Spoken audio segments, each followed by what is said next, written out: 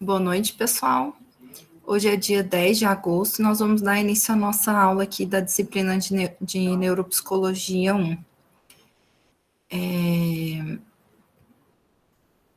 Então, antes de iniciar, eu gostaria apenas de relembrá-los do nosso... Só um minutinho, tem entrando mais gente. Pronto. Lembrá-los do nosso calendário, né, do nosso cronograma, desculpa, que foi reorganizado, readequado. Então, nós não iremos mais fazer apresentação de seminários em grupo, devido às dificuldades impostas pelo ensino remoto, né?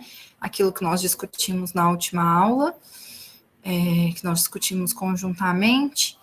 E as duas avaliações, então, serão as duas notas de leitura. Então, na semana passada, a nossa aula foi assíncrona, para que vocês pudessem utilizar o tempo da aula para poder realizar a leitura do texto As Leis do Desenvolvimento do Sistema Nervoso, que é a 7ª aula do Vygotsky, e essa nota de leitura deverá ser entregue até o dia 24, que é daqui 2 semanas, exatamente. Então, vocês têm aí 2 semanas para finalizar essa nota de leitura, que é a segunda nota. Quem não tiver me enviado a primeira nota, eu estou permitindo que enviem, porque como a gente não vai mais fazer os seminários, então a nota final, né, está sendo dividida entre as duas notas de leitura, então ela vai ter um peso grande. Então, eu estou permitindo que as pessoas que não tiverem feito, que me enviem, e que me mandem mensagem no privado, lá do WhatsApp, para poder me avisarem que estão enviando agora, né, para eu poder ter esse controle.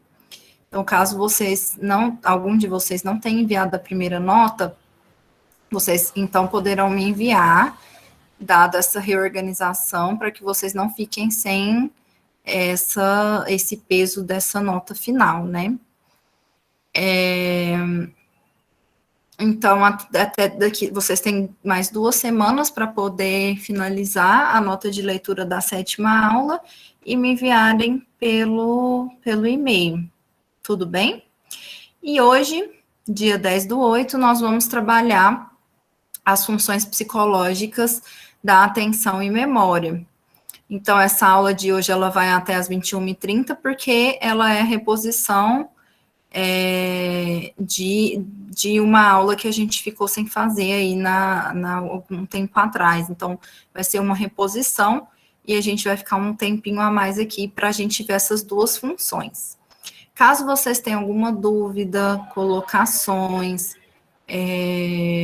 exemplos, enfim, que vocês queiram, né, falar, que vocês podem abrir o microfone de vocês ou mandarem aí no chat as perguntas, as dúvidas, o que quer que vocês queiram compartilhar aqui com a gente.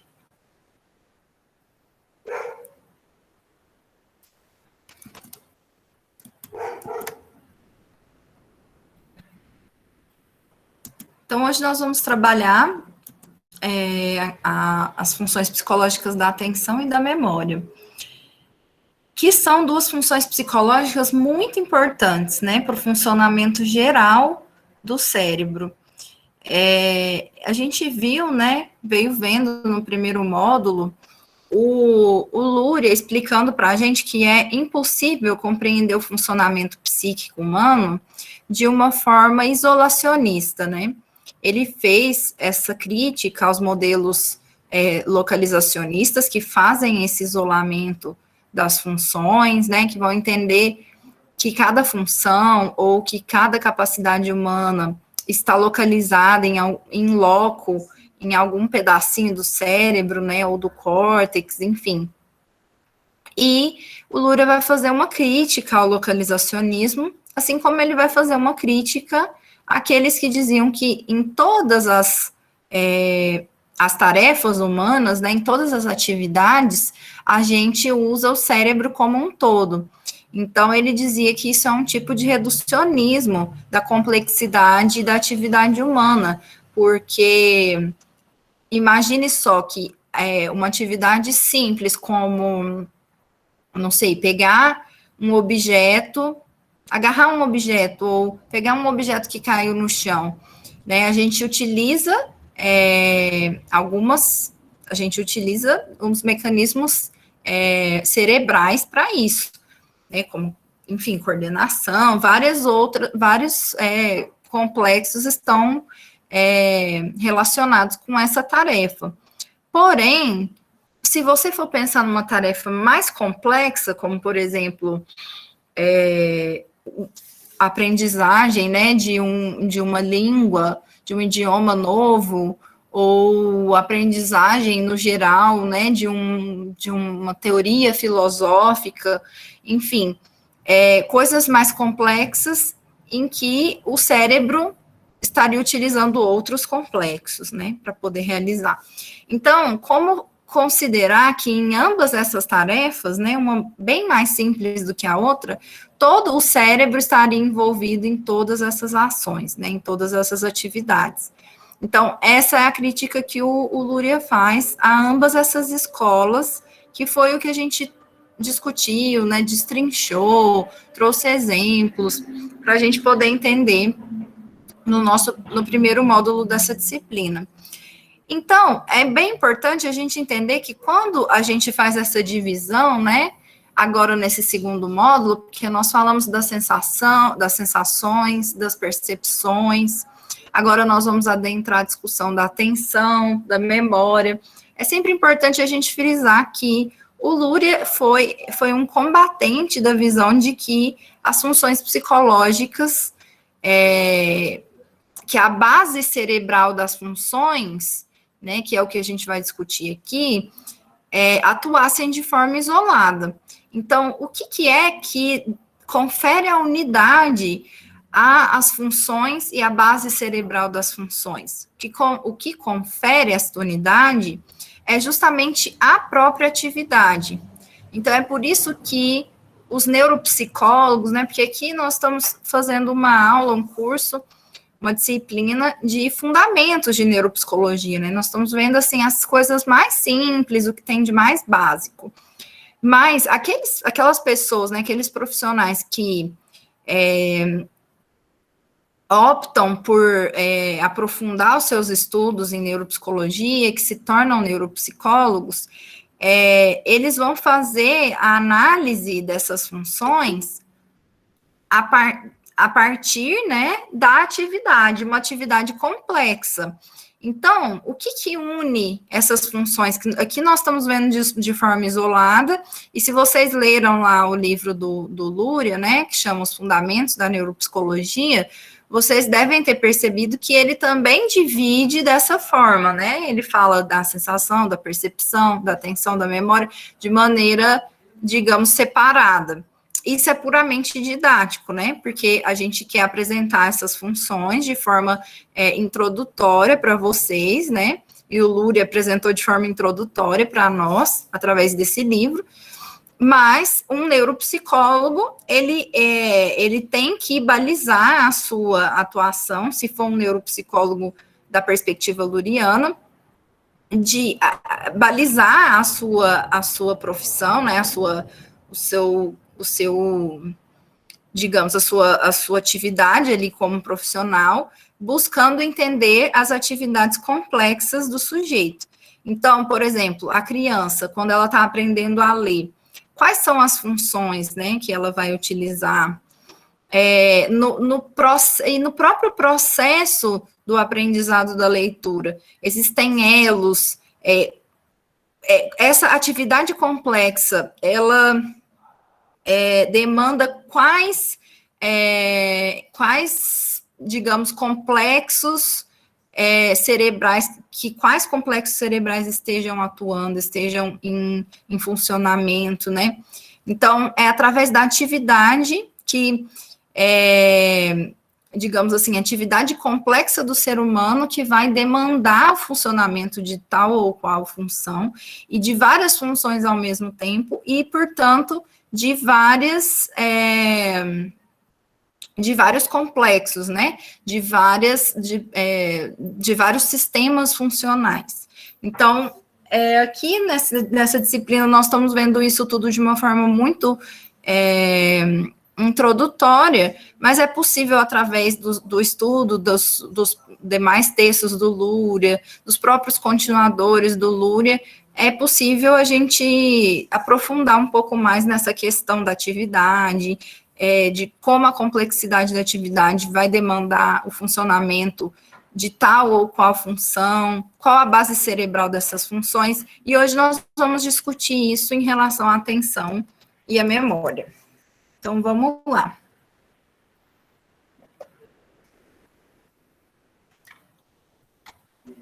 Então, qual a definição de atenção?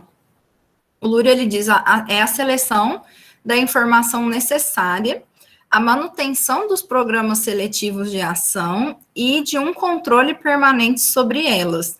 Então, a atenção é tudo isso. A atenção é a seleção. Então, dentre os estímulos, dentre os dados, né, disponíveis na realidade, digamos assim, os estímulos, enfim, a atenção, ela é a seleção daquilo que se tem o interesse, né, da informação necessária, ela é a manutenção dos programas seletivos de ação e é também o controle permanente sobre essas ações. Então, a atenção, ela exerce função sobre o caráter seletivo da atividade consciente. Veja, olha a importância da atenção. A atenção exerce uma função sobre o caráter seletivo da atividade consciente. Veja como, já desde o princípio, o Luria está tratando da atenção do ponto de vista de uma atividade consciente. Ou seja, nós estamos falando de uma atenção que ela é, desde seu princípio, ativa. Né? Então, aquela ideia de que a atenção seria um processo passivo, de captura de estímulos, né? Não existe aqui. Nós estamos falando de um caráter seletivo da atividade consciente e que manifesta-se em nossa percepção, nos processos motores ou no pensamento. Então, veja, aquilo que a gente falou, né, de que não se pode entender esses processos de forma isolada, eu não estou falando isso, né, não são palavras ao vento. Nós realmente percebemos que a própria, por exemplo, nós estamos falando da atenção especificamente, mas a atenção envolve percepção, envolve processos motores, envolve pensamento, porque a atenção não é apenas a captura de estímulos de forma passiva, mas é todo um processo que envolve uma atividade consciente. Então, o Luria vai dizer, a atividade consciente seria impossível caso não houvesse a seletividade promovida pela atenção. Então, a nossa própria consciência, ou melhor, a nossa atividade consciente, né, o fato de que nós agirmos conscientemente, não seria possível se a gente não selecionasse ativamente aquilo que nós precisamos focar a nossa atenção. Então, a atenção é esse processo ativo de selecionar e que envolve toda uma complexidade, que envolve a percepção, que envolve as nossas capacidades motoras, que envolve o nosso pensamento. Envolve a nossa memória. Então, ele vai dizer, entre o segundo grupo de fatores determinantes, entre o segundo grupo de fatores determinantes do sentido da atenção, situam-se aqueles que estão relacionados não tanto com o meio exterior, quanto com o próprio sujeito e com a estrutura de sua atividade. Lembra que a gente está falando, né? Que essas funções, dentro da psicologia histórico-cultural, só podem ser entendidas dentro da estrutura da atividade do sujeito. E aí, gostaria até de chamar a atenção para isso aqui, fazer um parênteses, voltar aqui na tela da sala de aula. O que é importante vocês entenderem em relação a isso, né? A psicologia histórico-cultural, ela se baseia no materialismo histórico do Marx, primeiro escrito, né, desenvolvido por Marx e Engels. E o materialismo histórico, ele explica, né, de uma vez por todas, qual a relação entre objetividade e subjetividade, né? Que se vinha discutindo isso ao longo de toda a tradição da filosofia moderna. Apenas com Marx e Engels a gente pode dar uma resposta a isso, de que objetividade e subjetividade são uma unidade dialética, e que, em última instância, né, o polo primordial, o polo dominante dessa relação é a objetividade. Então, mas a objetividade, veja bem, a objetividade, né, aquilo que existe fora de nós, para além com exceção da natureza, o que existe para além de nós é produto da nossa própria ação. Então, o mundo dos homens, o mundo dos objetos, tudo que existe em torno da gente é produto da nossa atividade, da atividade dos homens, né? Não é produto da natureza, não é algo que estava dado lá. Então, é produto da nossa ação, do nosso trabalho. Então, veja como, ao analisar a categoria do trabalho, Marx conseguiu dar resposta a isso, né? Mostrar como que a objetividade, ela existe porque ela é a objetivação da nossa subjetividade. Porque essa mesa, esse computador, esse copo, esse celular, tudo que existe em torno da gente, com exceção da natureza, fomos nós que criamos. Então, é produto da subjetividade humana. Então, objetividade e subjetividade não podem ser entendidos um sem o outro, né? Entendendo que a objetividade é produto da ação humana. Então, por que eu estou falando isso, né? Porque,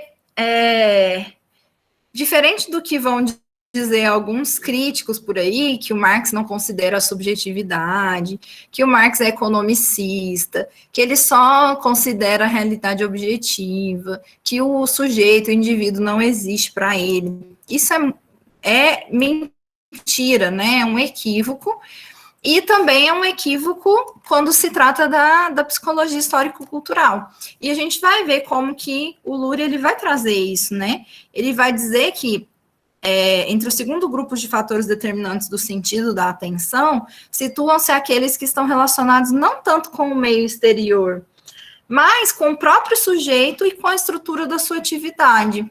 A esse grupo de fatores pertence principalmente a influência exercida pelas necessidades, os interesses e os objetivos do sujeito sobre sua percepção e o processo da sua atividade. Então, o que ele está dizendo? A subjetividade do sujeito conta na atenção, no processo do desenvolvimento e do sentido da atenção. Por quê? Porque a gente vai voltar a nossa atenção quando nós estamos falando de um sujeito que já desenvolveu a atenção, né, um sujeito adulto, digamos assim, não tanto da criança, mas o adulto que já desenvolveu a atenção voluntária, que já consegue controlar a sua atenção, ele vai voltar a sua atenção para aquilo que está dentro da sua estrutura de necessidades, das suas hierarquias de motivos, de interesses, de objetivos. Então, existe uma dimensão subjetiva da atenção, né? Nós voltamos essa dimensão subjetiva tem a ver com isso, né? Com essa relação dialética entre a subjetividade e a objetividade. E como que nós estamos nessa relação dialética com o meio, né? Então, a partir das nossas necessidades que vão sendo desenvolvidas, criadas ao longo do nosso desenvolvimento, os nossos interesses, os nossos objetivos, isso vai determinar o sentido da nossa atenção. Por exemplo, um exemplo, né, bobo, mas que eu sempre dou, né, é aquele exemplo de que, são 8 horas da noite, provavelmente vocês estão cansados ou querendo, né, fazer outra coisa, tendo outras necessidades, porém, devido aos objetivos particulares de vocês, né, que pode ter a ver com quero me formar, quero entender melhor esse assunto, esse tema, ou quero me formar um psicólogo mais qualificado, ou tenho interesse de um dia fazer algum curso de pós-graduação em neuropsicologia e acho que isso vai me ajudar. Então, de acordo com seus objetivos que são subjetivos, né, que tem a ver com, pura e simplesmente com o sujeito, né, você consegue dirigir a sua atenção para essa aula. Então, veja como existe essa dimensão subjetiva do sentido da atenção, que é o que o Luria está chamando a atenção para nós aqui. E aí ele vai dizer, aí vai explicar algumas coisas mais técnicas sobre a atenção, né? Que a atenção é distinguida por seu volume, estabilidade e suas oscilações. Então, o volume da atenção é o número de sinais recebidos ou associações recorrentes que podem conservar-se no centro de uma atenção. Então, o número de sinais recebidos é exatamente, o volume tem a ver com quantidade mesmo. E a estabilidade tem a ver com a duração. A duração com qual os processos escolhidos podem se manter dominantes. Então, qual a duração da atenção que você está despendendo para essa aula, né? Qual que é a estabilidade da atenção voltada para essa aula? Então, você consegue prestar atenção nos primeiros, sei lá, 30 minutos, mas aí, ou 1 hora, e na segunda hora você já não tem tanta estabilidade de atenção. Como é que funciona? Um neuropsicólogo vai se ater, né, vai procurar entender qual o volume, estabilidade e oscilações da atenção, se por acaso chega um caso vinculado à atenção, como acontece com alguma frequência, né? Crianças que são diagnosticadas com TDAH, que é transtornos de hiperatividade e déficit de atenção, ou então a mãe chega com, né, a criança falando, lá na escola estão dizendo que ele não consegue prestar atenção. A gente vai fazer uma avaliação, né, qual o volume da atenção, se existe estabilidade, quais são as oscilações, se existem oscilações, né. Então, as oscilações se caracterizam pelo processo cíclico, no qual alguns processos conscientes adquirem ora caráter dominante, ora caráter secundário. Então, as oscilações têm a ver com isso, né? Em que medida a atenção, que determinados elementos, né, vão adquirir ora um caráter dominante, ora um caráter secundário. Sobre esse mesmo exemplo da aula, né? Então, você consegue manter, digamos, uma certa estabilidade de atenção, mas ela oscila, né? Então, em alguns momentos, essa aula está em primeiro plano, né? Tem um caráter dominante, em alguns momentos, um caráter secundário, porque aí você está prestando mais atenção em outras coisas. Então, existe essa oscilação. Então, fatores que determinam a atenção.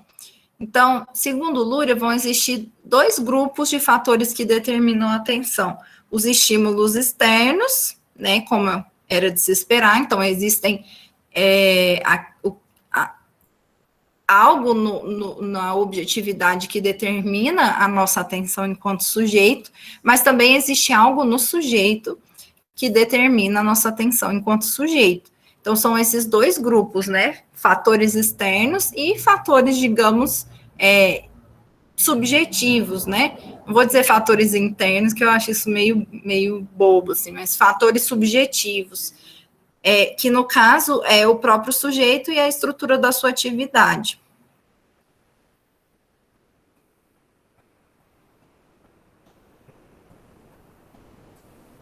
Até aqui tudo bem, gente? Tá dando para entender?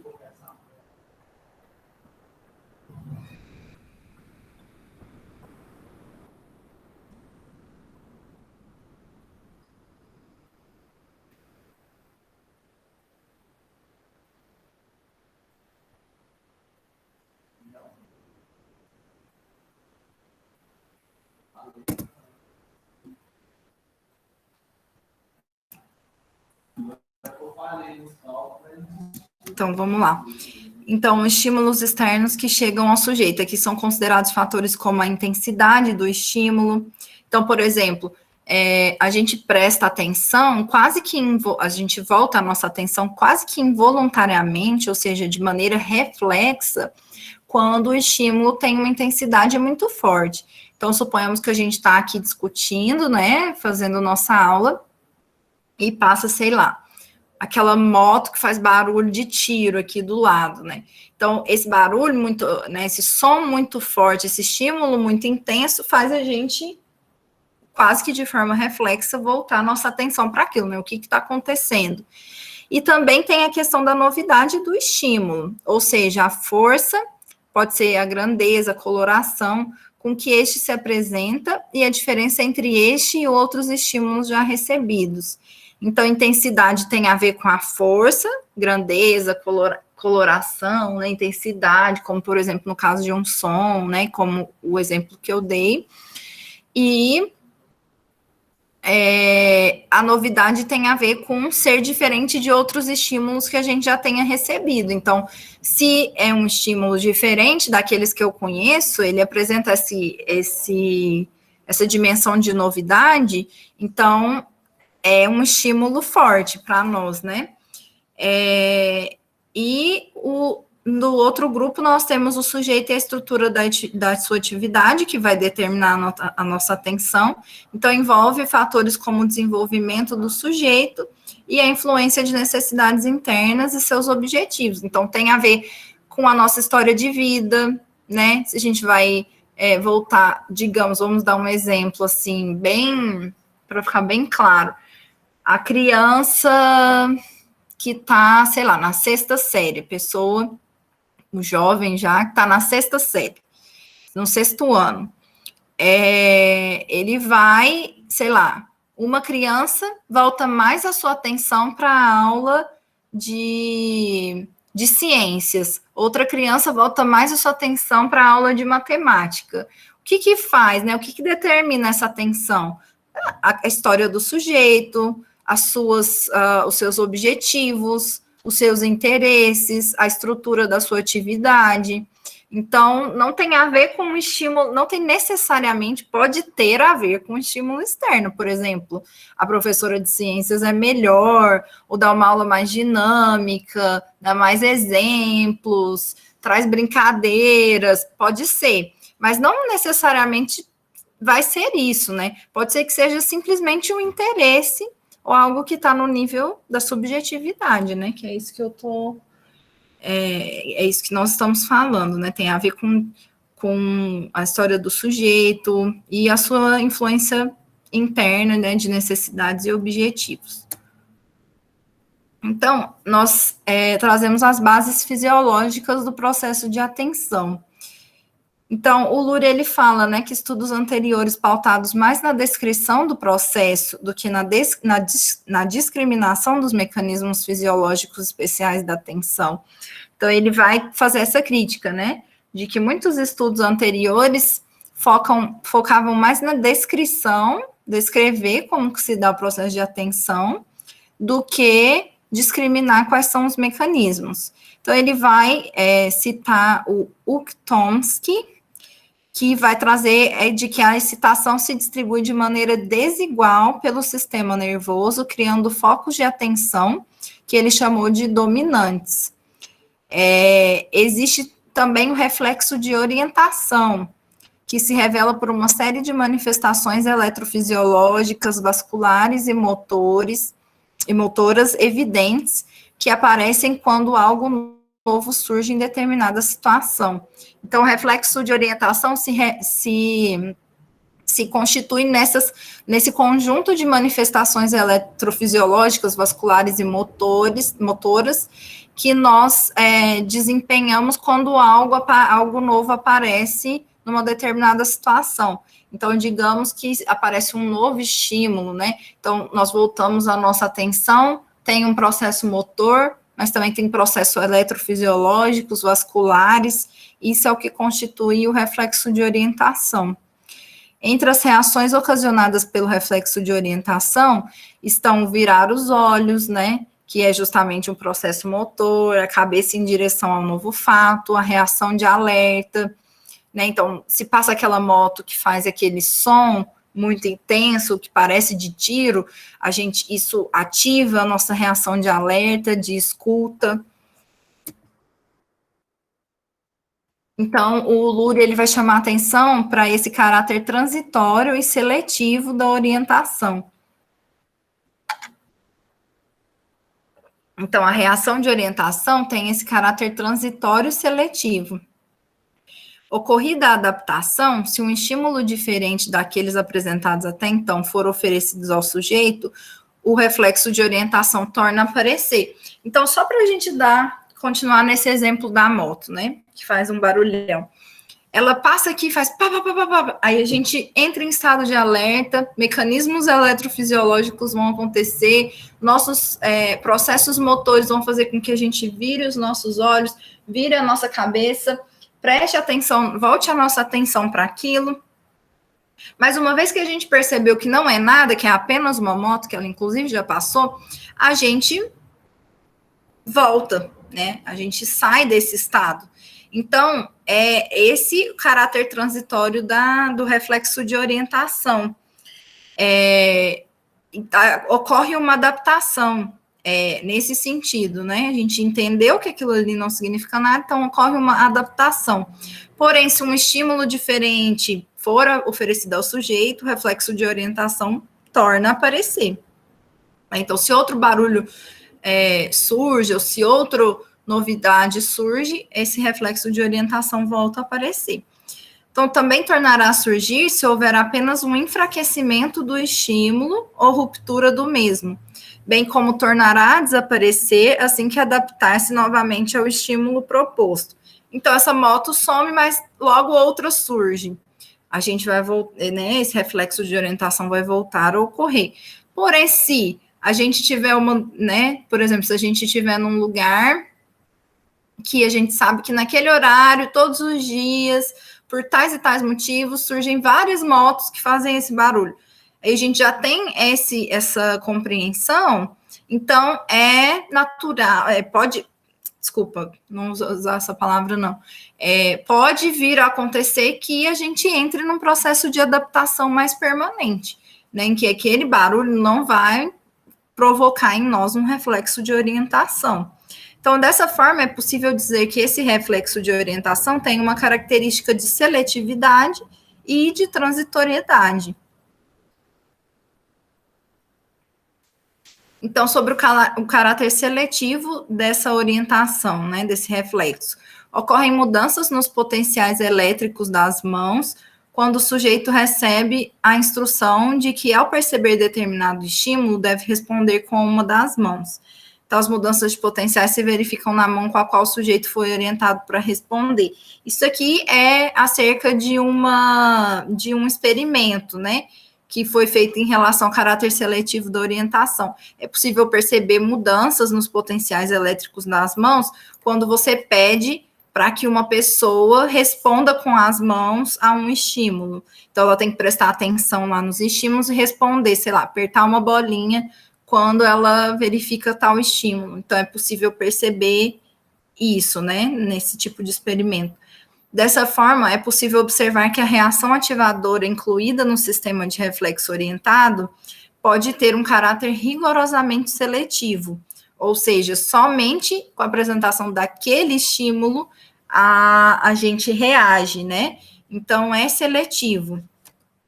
A gente seleciona, né, esses estímulos. E aí, o Luria ele vai mostrar para a gente que existem, digamos, dois níveis de atenção, né? Ou duas dimensões da atenção. Uma que é involuntária e que, portanto, está mais relacionada com os nossos reflexos mais simples, mais arcaicos, e uma atenção voluntária, que é aquela que vai sendo desenvolvida à medida em que o sujeito vai entrando em contato com a cultura, com os outros sujeitos, né, com as pessoas ao seu redor, e isso vai sendo desenvolvido e vai sendo suscitado o desenvolvimento na escola, em lugares, na própria, em casa, né, na própria realidade social.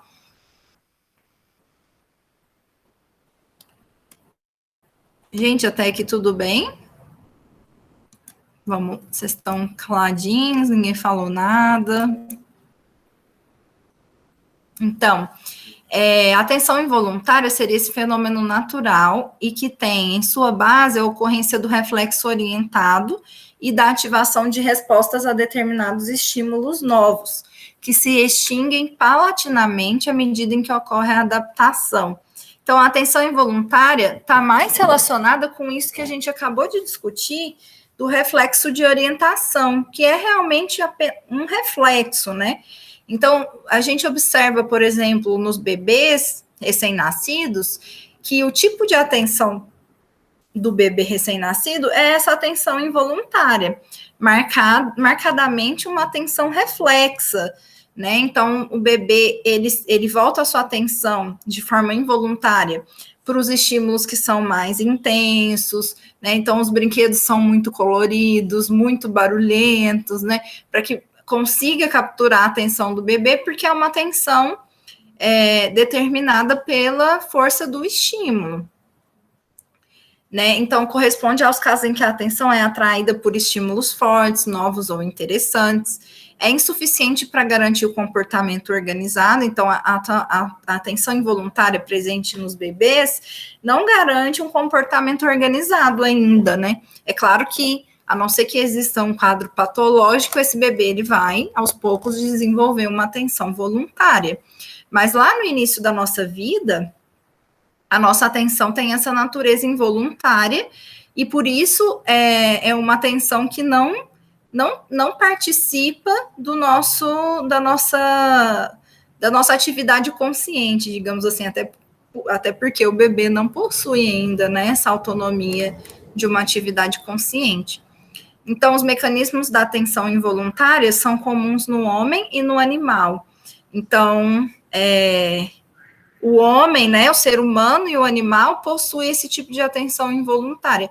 A gente pode verificar isso com os nossos bichinhos de estimação, com outros animais, né, vaca ou outros animais que vocês porventura tenham tido contato, que é possível verificar atenção nos animais, mas essa atenção, ela é involuntária, né?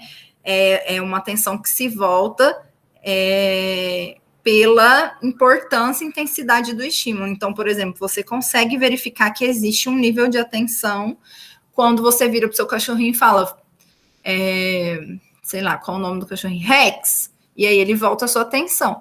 Então, logo ocorreu o processo de adaptação, ele vira a atenção para o outro lado, né? Ele não mantém a sua atenção de forma voluntária e de forma significada, né? É uma atenção involuntária.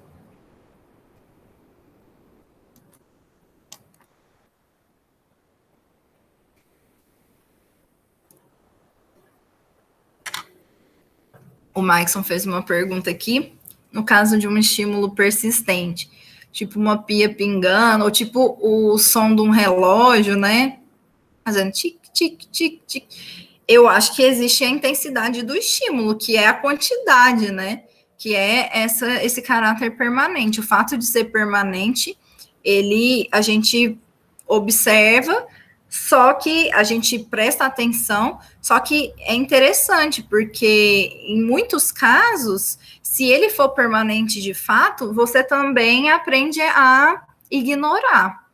Então, tem alguns sons pela casa que vocês podem observar, sei lá, uma geladeira que faz um pipipi, ou sei lá, qualquer eletrodoméstico que faça um barulhinho, e você já não escuta mais, né? Você já aprendeu a ignorar, não é ignorar, né? A não selecionar aquele estímulo. Eu tenho um exemplo muito bom disso, que é até engraçado, porque aqui em casa, durante o dia, faz muito barulho de passarinho, só que são umas maritacas e uns passarinhos que fazem um barulho meio chato, assim, que eles piam tudo ao mesmo tempo.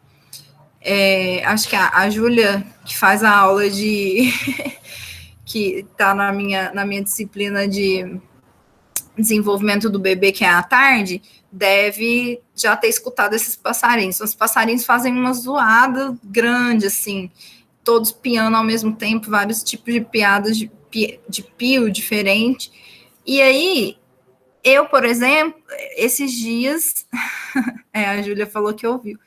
Esses dias o meu irmão me falou, nossa, esses passarinhos não me deixam dormir, eu não consigo descansar com o barulho dos passarinhos. E aí que eu fui perceber, assim, né, que realmente é muito chato o barulho, porque até então a minha atenção simplesmente não estava voltada para aquilo.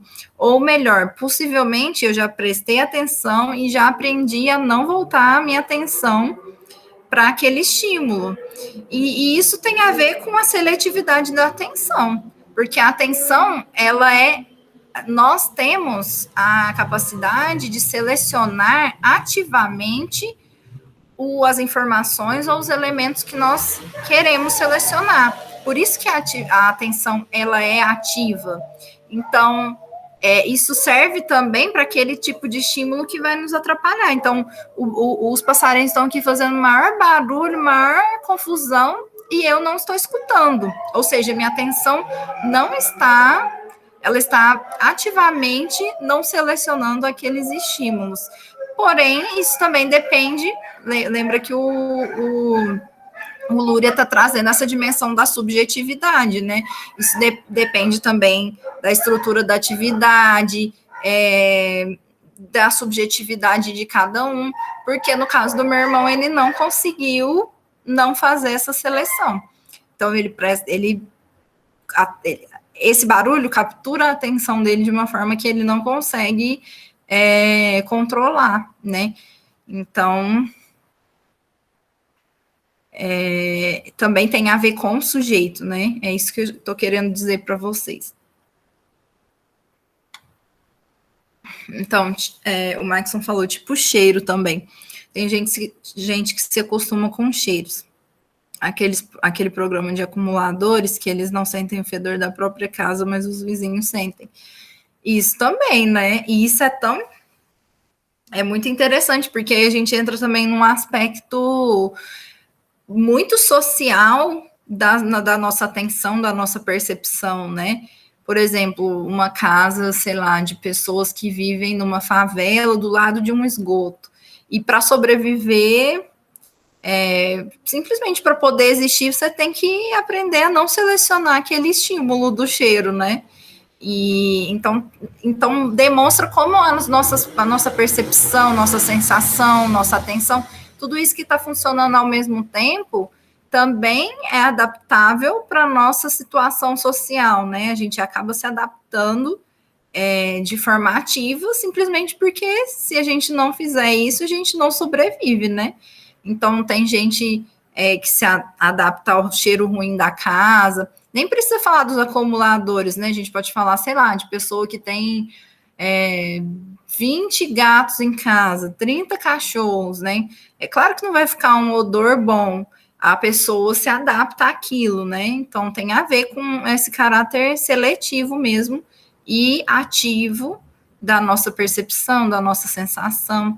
Isso, ou alguém que trabalha, isso que a Quitéria falou, né? Uma pessoa que trabalha num frigorífico, desculpa, ou no mercado dos peixes, enfim, né? Um pescador não vai sentir mais o cheiro, então tem a ver com esse processo de adaptação, mas também de seletividade, né? E que tudo tem a ver com atividade. Pensa, se a sua atividade que garante a sua sobrevivência é mexer com peixes, que tem um cheiro horrível, como que você não vai, né, se adaptar àquele processo? Você tem que se adaptar. Então, veja como o ser humano ele passa por essa adaptação, a depender da natureza da sua atividade, das suas necessidades, dos seus objetivos,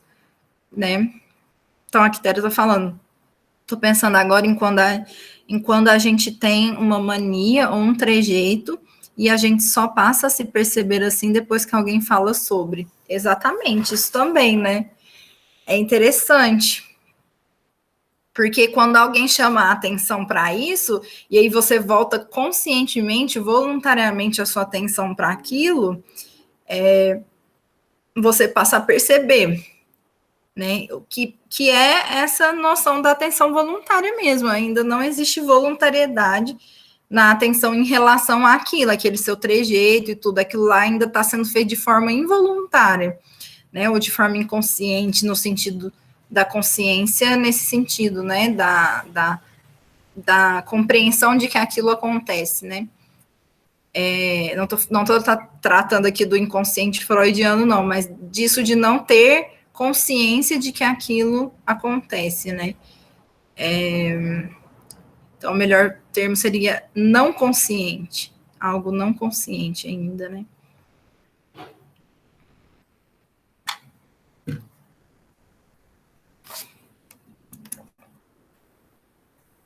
Então, ele vai trazer a questão da atenção voluntária, de que a atenção voluntária ou arbitrária é própria da espécie humana. Então, não existe atenção voluntária no meio animal. Por quê, gente? Porque a atenção voluntária, né, o ato de tornar consciente e arbitrário a atenção é algo que só é possível, do ponto de vista filogenético, pelo desenvolvimento do trabalho, que é aquilo que eu sempre explico para vocês. Lá, os nossos antepassados, né, quando foram construir, criar o primeiro instrumento, né, a primeira machadinha, ou, sei lá, o arco e flecha, ou a pedra lascada, os nossos antepassados precisaram submeter a atenção àquele objetivo. Então, o objetivo era de vida ou morte. Eu preciso construir um instrumento para sanar a minha fome, para sanar minha necessidade de proteção, de colocar o couro do animal para me proteger do clima, do frio. Então, a necessidade era vital. Né? Não é uma necessidade assim, acordei precisando disso. Não, era ou eu construo um instrumento para bater um animal e sanar a minha fome e me proteger, ou eu sucumbo, né? Então, o trabalho ele surge de uma necessidade vital. Só que para poder conseguir realizar o trabalho, o ser humano teve que submeter a sua atenção, sua memória, sua percepção, tudo ao objetivo desse trabalho, né? Então, eu preciso criar voluntariedade na minha atenção, porque, do contrário, eu não consigo realizar esse trabalho. Então, claro que não foi um processo consciente, né, do tipo, eu preciso criar atenção voluntária, não foi isso, mas à medida em que o ser humano foi desenvolvendo, realizando o trabalho, ele foi tornando sua atenção voluntária. Como não existe trabalho entre outra espécie animal, né, só existe isso no caso do Homo sapiens, então nós estamos falando de funções que adquirem um outro nível e que é próprio simplesmente da espécie humana, né, que a gente não encontra em outro lugar. Então, qual que é a característica que define a atenção voluntária? A atenção voluntária permite que o sujeito fixe sua atenção no objeto ou atividade que escolher, prescindindo dos demais estímulos, que é exatamente isso que a gente discutiu, né? Vocês conseguem voluntariamente voltar a atenção de vocês para essa aula, independente de qualquer outro estímulo, inclusive independente dos estímulos biológicos de vocês. O que isso chama muita atenção, porque nenhum outro animal, né, nenhum ser da natureza, ser natural, consegue agir para além dos seus estímulos, das suas necessidades biológicas. Então, você nunca vai ver um cachorro morrendo de fome, ignorar a sua fome para ir lá escrever um livro, né? Ou para fazer alguma outra coisa. Ele, se está com fome, ele vai agir em prol desse estímulo biológico, que é o que mais determina o comportamento do cachorro e de qualquer outro animal. Agora, veja, o ser humano conseguiu inverter isso. Vocês conseguem voltar a sua atenção para uma aula, porque isso está dentro dos objetivos, necessidade de vocês, cada um vai ter uma, né? Mas vocês conseguem voltar voluntariamente a atenção para essa aula inclusive passando por cima de necessidades biológicas, como, por exemplo, sono, fome, o que for, né? Quaisquer necessidades biológicas que vocês têm, vocês conseguem controlá-las em prol de voltar a atenção voluntariamente para essa aula, ou para qualquer coisa que vocês queiram, né? Então, isso é uma capacidade exclusivamente humana. Então, o Luria vai dizer, fenômenos da atenção voluntária podem ser observados também durante a atividade intelectual de um indivíduo, quando este se propõe a realizar determinada atividade e essa atividade determina o sucessivo fluxo seletivo de suas ações. Aqui ele está dizendo até de nós mesmos, né? Dele mesmo, que é assim, a gente consegue voltar a nossa atenção voluntariamente quando nós estamos lendo um texto, estudando algo difícil, e ao voltar nossa atenção, quando a gente se propõe a realizar determinada atividade, e essa atividade determina o sucessivo fluxo seletivo das nossas ações. Então, a gente se propõe a fazer tal coisa, e aquela coisa que nós estamos fazendo também vai determinar no que nós vamos prestar atenção. Então, a gente é capaz digamos assim, essa capacidade da retroatenção, que é assim, a gente se propõe a realizar alguma coisa, aquilo que nós realizamos também seleciona os estímulos que nós vamos prestar, que nós vamos voltar a nossa atenção. Então, isso é exclusivamente humano, né? É algo que, como o Luria está tratando aqui, essa atenção voluntária, ela está muito já vinculada ao pensamento, que é algo também, né, exclusivamente humano e infinitamente mais complexo. Então, a atenção voluntária está vinculada também com as atividades intelectuais, com o próprio pensamento. Então, ele vai discutir como se desenvolve a atenção voluntária. Então, para nós, né, psicólogos ou neuropsicólogos, é importante entender como que a atenção voluntária vai ser desenvolvida, porque se é algo social, se é algo que só existe no ser humano, e, portanto, né, é uma especificidade da nossa espécie, e se é algo, digamos, cultural, histórico, social, a gente precisa entender, então, como nós vamos desenvolver isso nos filhotes humanos, né? Como que nós vamos fazer para desenvolver nas crianças a atenção voluntária, né? Que é muito o que acontece hoje. Se você vai nas escolas, né, nas instituições de ensino como um todo, a gente vê muitas crianças que simplesmente não aprenderam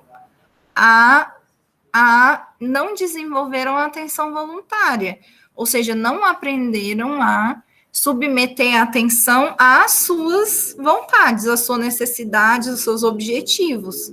Então, parece que aquela criança tem uma atenção meio involuntária ainda, né? Uma atenção difusa, que mesmo naquela idade, sendo possível já ter uma atenção voluntária, aquela criança não tem.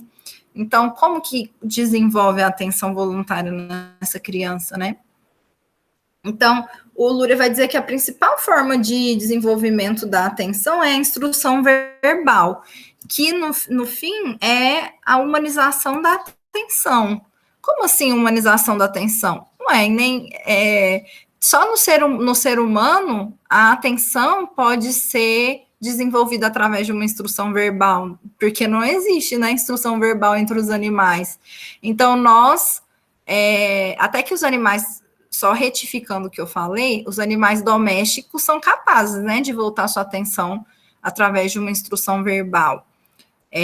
Esses domésticos que, inclusive, foram treinados para isso, né? Então, ainda está dentro do complexo de reflexos ali, no caso dos animais. Mas, no caso dos seres humanos, não. Nós vamos, por exemplo, a mãe com um bebezinho, né, vai humanizando a atenção do bebê à medida em que ela vai nomeando os objetos. Então, por exemplo, quando a gente pega, né, tá com um bebezinho, né, de 6 meses, 7 meses, 8 meses, que você fala, quer mamar? E aponta para mamadeira, né? Quer chocalho, quer TT, quer não sei o quê, e aponta, esse ato de apontar, essa instrução verbal já está canalizando a atenção do bebê de uma forma humanizada, né? No sentido humano, no sentido de através da linguagem, né? Que é algo especificamente humano.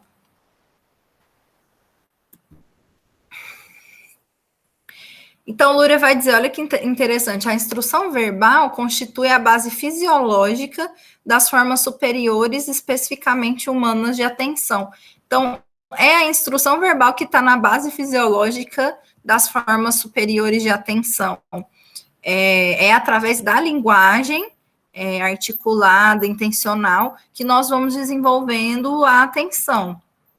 Então, a atenção voluntária começa a se desenvolver nas indicações, como eu falei, quando você indica um objeto, no destaque que o adulto faz para a criança. Então, quando você destaca um objeto de outro, né? Ah lá a bola, e aponta. Aqui a bola, e mostra, né? Você está já canalizando, direcionando a atenção da criança. Isso quando a gente fala de crianças pequenas, né? De crianças mais velhas, a gente vai instruir de forma mais complexa, né? A atenção, presta atenção no que a tia está falando, né? No que a professora está falando. A gente vai ensinando isso de forma mais complexa. Então, a atenção voluntária começa, né? Que nós estamos falando do início, a se desenvolver nas indicações e destaques que o adulto faz para a criança e dá um salto qualitativo quando a criança domina a linguagem e torna-se capaz de indicar sozinha objetos e dar nome aos mesmos. Então, quando a criança começa a dominar a linguagem, começa a falar, a conseguir nomear os objetos, ela tem um salto qualitativo na atenção dela, né? Porque aí ela consegue voltar a sua atenção sozinha para aquele objeto. Porque quando uma criança fala assim, aqui, ó, aqui a bola, aqui o papá, né? Ela tem que voltar a sua atenção para conseguir nomear, para conseguir destacar esse objeto do restante dos objetos. Então, quando ela adquire a linguagem, ela desenvolve a linguagem, ela também dá um salto qualitativo na função da atenção. Na verdade, nas outras, todas as funções, né? Existe um salto com a apropriação da linguagem. Em estágios anteriores, quando a criança precisava de um adulto para nomear objetos para ela, sua atenção estava dividida em duas partes, nela mesma, na criança, e no adulto. Então, quando a criança precisava do adulto para poder fazer esse processo de nomear os objetos, apontar os objetos, ela tinha que prestar atenção, né? Sua atenção estava dividida na instrução verbal do adulto e em si própria. E agora, quando ela se apropria da linguagem, ocorre uma nova forma de organização interior da atenção, social pela origem e interiormente mediada pela estrutura. Então, ela passa a ter um outro tipo de atenção, por isso um salto qualitativo na atenção, porque agora ela não precisa mais do outro para poder dirigir a sua atenção. Quando ela tem o domínio da linguagem, ela vai interiormente realizar essa mediação, né? Então, ela vai sozinha realizar essa mediação. Então, a atenção voluntária, ela está sendo interiorizada, né? Ela está sendo desenvolvida na criança. Gente, até aqui tudo bem? Vamos entrar na questão da memória, vamos finalizar esse último slide e vamos entrar na memória. Eu vou pedir só alguns minutinhos para descansar um pouquinho a voz e a gente retoma. Então, o Luria, ele destaca que é somente por volta do segundo ou terceiro ano de vida que a indicação verbal de um adulto, completada mais adiante com a linguagem da própria criança, se converte em fator que guia de modo estável a atenção do mesmo. Então, mais ou menos por volta do segundo ou terceiro ano de vida, a indicação verbal do adulto, ela vai se converter na linguagem própria da criança, que se converte em fator que guia de modo estável a atenção. Então, só para dar um exemplo aqui, que eu tenho uma sobrinha de 3 aninhos, né, muito fofa, E ela entrou agora no 3º ano. E aí, ela dá para perceber exemplos disso, né? Como que agora que ela domina bem mais a linguagem, ainda não domina totalmente, né? Mas já tem apropriação da linguagem, consegue se comunicar, consegue nomear objetos, consegue te entregar, né? Aqui o papá, aqui o copo, aqui o não sei o quê. Você verifica realmente esse processo de conversão de um fator que guia de modo estável a atenção. Então, ela consegue ficar ali por horas e horas brincando sozinha, né? Você vê que ela tá voltando a sua atenção para aquilo que ela tá fazendo, então vai brincar de panelinha. Ela fica, né, muito tempo prestando atenção no que ela tá colocando dentro da panelinha, fazendo papá, tirando, colocando no pratinho. Então, você vê como que, ao nomear os objetos, ao ter o domínio da linguagem, realmente a atenção dela foi se transformando numa atenção de tipo superior, porque ela consegue ativamente e sozinha, né, voltar a sua atenção. Então, o desenvolvimento da atenção está intimamente ligado à atividade guia em cada período do desenvolvimento da criança. E é engraçado, porque esse período dela, né, que ela está vivendo nos 3 aninhos, que é o período pré-escolar, a atividade guia é justamente as brincadeiras de papéis. E é onde você vê realmente mais onde ela consegue voltar a sua atenção. Quando ela está brincando de restaurante, de papá, de panelinha, quando ela está brincando de carrinho, quando ela está brincando justamente na brincadeira de papéis, que você vê o quanto a atenção dela já está voluntária mesmo, né? Um tipo superior já de atenção. Então, a manutenção da atenção voluntária requer atividade conjunta dos 3 sistemas funcionais, sobretudo do 3º sistema, que garante o controle da impulsividade e a verificação das ações do sujeito. Então, não sei se vocês se lembram lá no primeiro módulo, quando a gente discutiu os 3 sistemas funcionais, né? O 3º sistema funcional é aquele ligado ao córtex cerebral, que está mais especificamente ligado ao controle das ações, das atividades, né? Então, o controle e verificação da atividade. Então, a atenção voluntária tem a ver com isso, com controle, verificação, com voluntariedade, né? Que é algo exclusivamente humano e está vinculado ao 3º sistema funcional. Beleza, gente? Tá dando para acompanhar? Perguntas, dúvidas?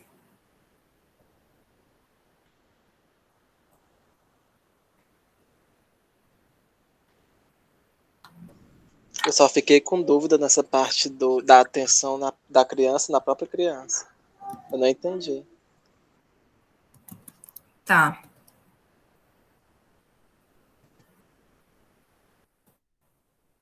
Quando ele fala que a criança, quando ela desenvolve a linguagem,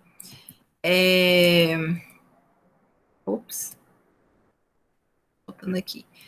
Quando a criança desenvolve a linguagem, ela dá um salto qualitativo na sua atenção, né? Por quê? Porque antes, quando a criança precisava da mediação do adulto, então a atenção, digamos assim, ela era compartilhada, né, entre a criança e o adulto. Se o adulto é quem faz essa mediação de apontar os objetos, de destacar um objeto do restante, veja, gente, quando eu destaco um objeto, falo, aqui o TT, e eu estou ensinando para a criança como voltar a sua atenção, porque ela tem que voltar a sua atenção, ela tem que selecionar aquele objeto. Lembra que a gente falou que a atenção ela é ativa e ela é seletiva? Então, quando você destaca um objeto do restante, milhares de outros objetos da realidade, você está ensinando a criança a selecionar o estímulo, ativamente selecionar um estímulo, né? Só que, por enquanto, é o adulto que ainda está fazendo isso para a criança. Entendeu, Maikson? Por enquanto, ainda é um adulto que está, digamos assim, com essa função reguladora, seletiva da atenção para a criança. É o adulto que está fazendo isso. Por isso que o Vygotsky fala, né?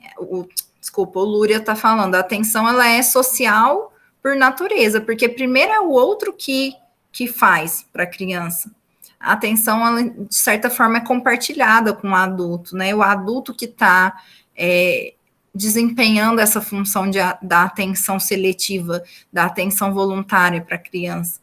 Quando a criança vai se apropriando da linguagem, ela consegue ela mesma apontar um objeto, nomear, dizer da sua função, né? Então, aqui, titia, por exemplo, a Aninha, né, minha sobrinha, aqui, titia, o papá, aqui, titia, a panelinha, serve para isso e isso. Quando ela se apropria da linguagem, a gente verifica que a criança ela dá um salto qualitativo na atenção, porque agora ela não precisa mais do outro para fazer, ela própria consegue fazer, ela consegue destacar objetos, ela consegue nomear objetos, ela consegue indicar os objetos, né, ou mesmo ações, situações.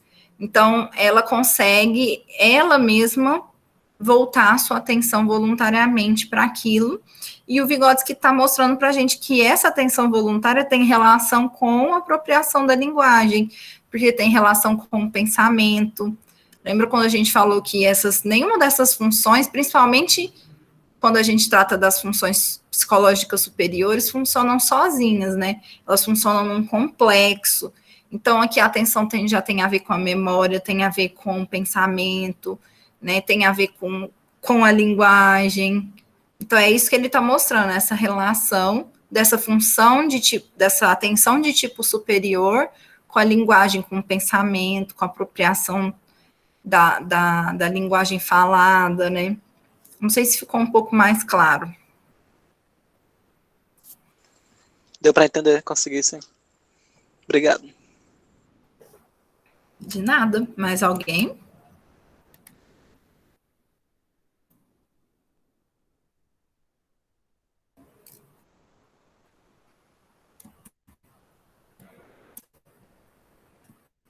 Não?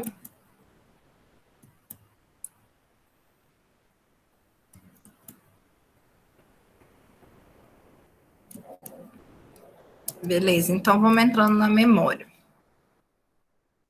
A definição de memória, né? É sabido que cada deslocamento, impressão ou movimento nosso deixa certo vestígio e este se mantém durante um tempo bastante longo e em determinadas condições reaparece e se torna objeto da consciência. Então, memória seria isso, né? Nós, a cada deslocamento, impressão ou movimento nosso, a gente deixa certos vestígios, e esses vestígios se mantêm ao longo do tempo, e em determinadas condições reaparece e se torna objeto da consciência. Então, a memória seria esse registro, conservação e reprodução dos vestígios da experiência anterior. Registro esse que dá ao homem a possibilidade de acumular informação e operar com os vestígios da experiência anterior após o desaparecimento dos fenômenos que provocaram tais vestígios. Gente, olha que louco isso. Chamar a atenção de vocês para essa definição. Olha o quanto o ser humano é qualitativamente diferente, qualitativamente mais complexo, né? No sentido qualitativamente superior, no sentido de mais complexo do que os outros seres da natureza. Porque nós somos capazes de registrar, conservar e reproduzir vestígios da experiência anterior. Até aí, tudo bem. Os animais conseguem, né, reproduzir vestígios da experiência anterior. Mas nós somos capazes de acumular essas experiências através do quê? Através da linguagem. Nós somos capazes de acumular vestígios da experiência anterior. Os outros animais, não. Os animais conseguem reproduzir vestígios da experiência anterior, no sentido de que conseguem aprender com algo que possa ter feito errado. Então, por exemplo, o lobo vai lá e toma uma água envenenada, de um rio envenenado, e morre. Os outros lobos conseguem não repetir essa experiência. Então, consegue aprender ali com aquele vestígio, com aquela experiência anterior. Mas, no caso do ser humano, a gente acumula a experiência anterior, né, geração após geração. Isso nós conseguimos fazer através da linguagem. Além disso, nós conseguimos operar com os vestígios da experiência anterior, mesmo após o desaparecimento dos fenômenos que provocaram tais vestígios. Então, nós estamos falando que nós somos capazes de operar com um objeto, ou de operar com uma situação, mesmo que essa situação já tenha desaparecido, né? Ou ela já tenha ficado no passado. Então, é por isso que nós aprendemos história, é por isso que nós aprendemos, né, sei lá, o que aconteceu no início do universo. Nós conseguimos operar com situações que não existem mais, com situações que estão no passado, né, ou que não estão passíveis de serem captados pelos órgãos do sentido nesse momento. Esse é uma dos pontos de maior crítica da psicologia histórico-cultural em relação ao empirismo, né? A ideia de que só é verdade, só é realidade aquilo que nós podemos captar pelos órgãos do sentido, né? Então, aquilo que existe aqui agora no presente.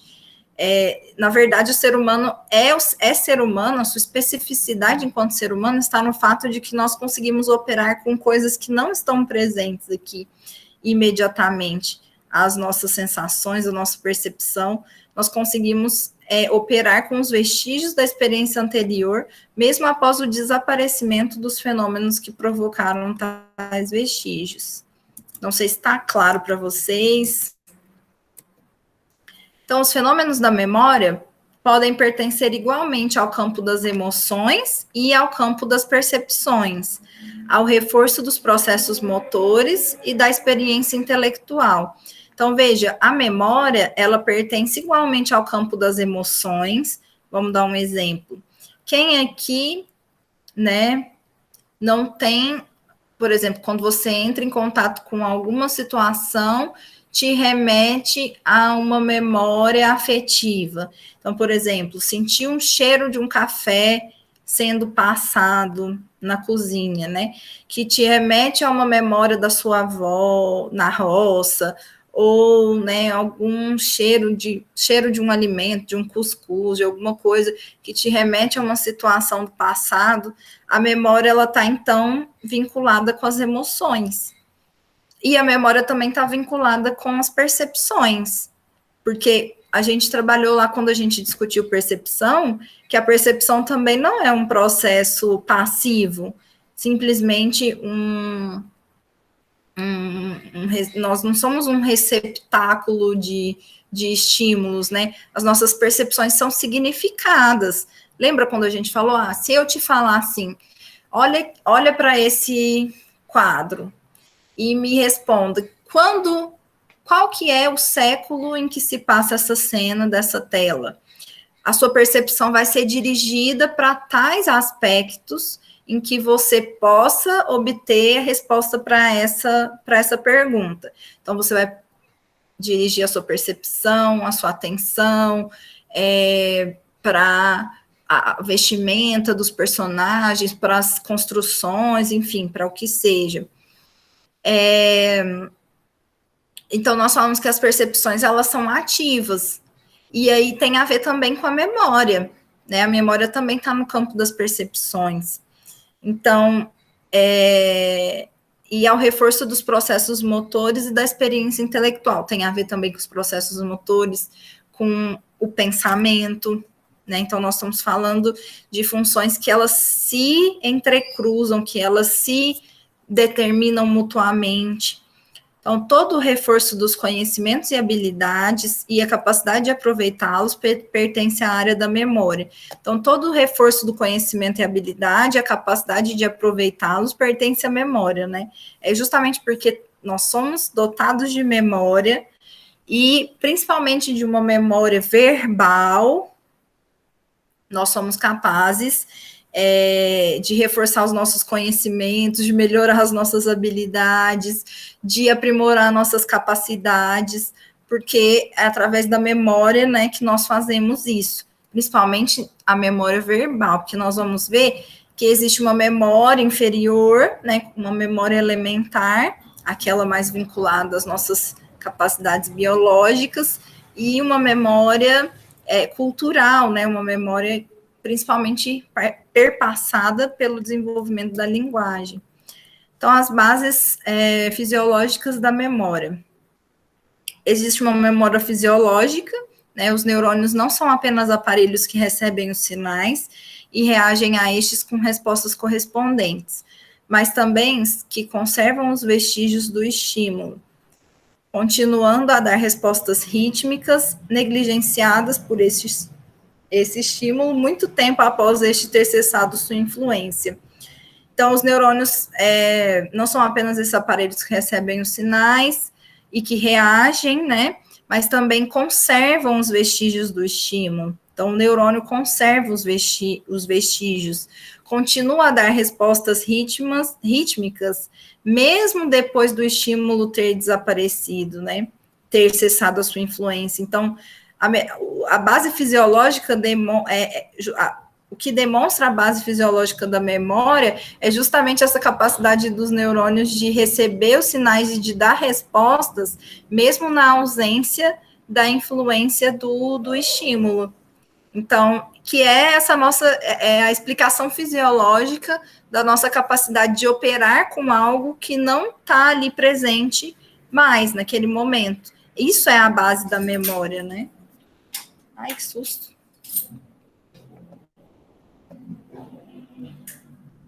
Muito louco, né, Maikson? Vocês estão percebendo o tanto que é maluco isso?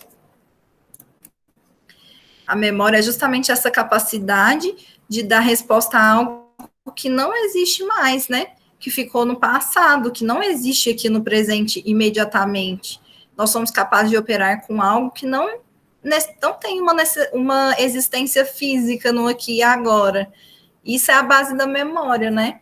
E aí existe uma memória incipiente nos animais, nós conseguimos perceber isso. Por exemplo, se não existisse memória, o seu gatinho, ou seu cachorrinho, ou seu animal de estimação, todo dia que ele acordasse de manhã, ele ia sair pela casa, a esmo, né, procurando onde está a caixinha de ração. Não é isso que ele faz, né? Vocês sabem? Desculpa, gente. Que o seu cachorrinho, o seu animal de estimação, ele não precisa procurar a caixinha de ração. Pelo contrário, né? Ele já sabe exatamente onde está e vai retinho lá, vai diretão lá procurar o alimento. Então, é possível dizer que existe um nível elementar ali de memória. É uma memória idética, é uma memória por imagens. O animal, ele não faz uma relação verbal,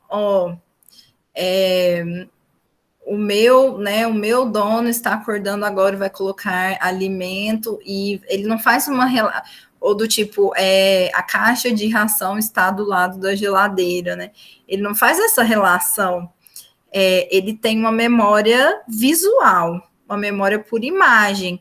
Então, vem na cabeça dele, né, como se viesse na mentezinha dele, no cérebrozinho dele, aquela imagem do lugar ali onde está o potinho de ração, e ele se dirige até lá, né?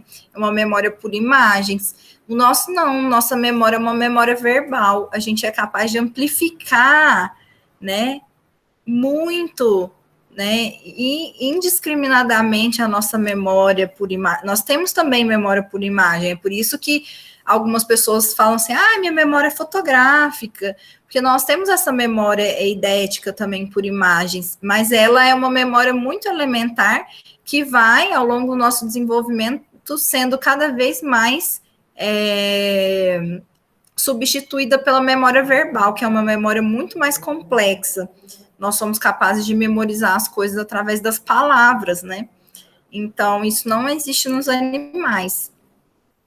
Então, ainda sobre as bases fisiológicas da memória, pode ser observada tanto em neurônio isolado, como no trabalho de todo o sistema nervoso em conjunto. Então, o Lurie, ele traz essa informação, né, de que essa capacidade do neurônio de continuar a dar respostas rítmicas, mesmo após ter cessado a influência do estímulo, acontece tanto no caso de um neurônio isolado, quanto no caso de um tecido ou de um sistema nervoso em conjunto.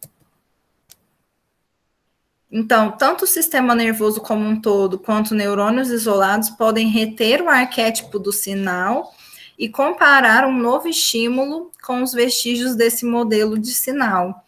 Então, isso também é a base fisiológica da memória, né? O neurônio consegue reter o arquétipo do sinal e comparar um novo estímulo com os vestígios desse arquétipo, desse modelo.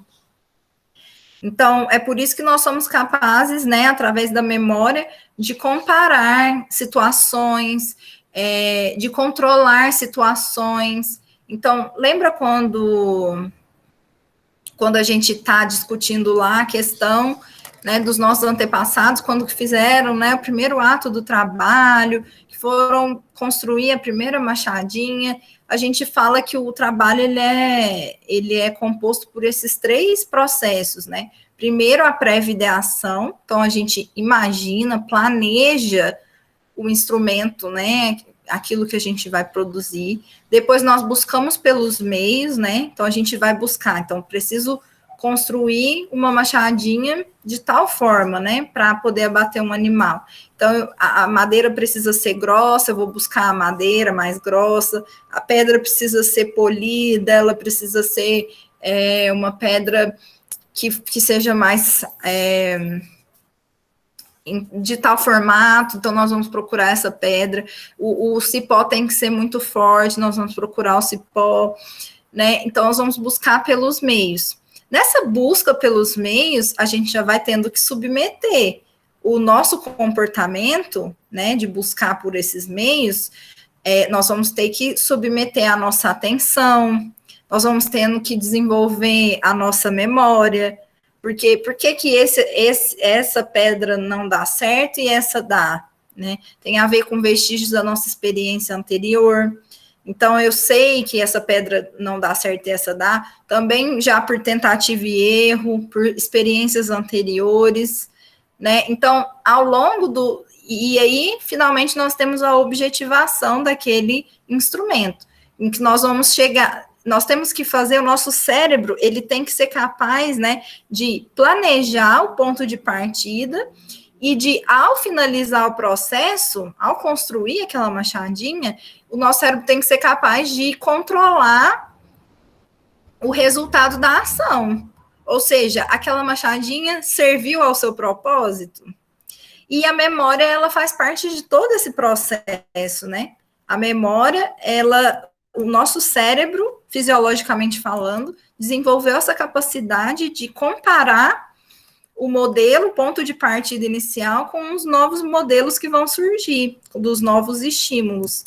Nós somos capazes de fazer isso, comparar o resultado final da atividade com o que a gente planejou no início. Né? Isso é exclusivamente humano, e isso tem a ver com o ato do trabalho, o ato de transformar a natureza para sanar necessidades.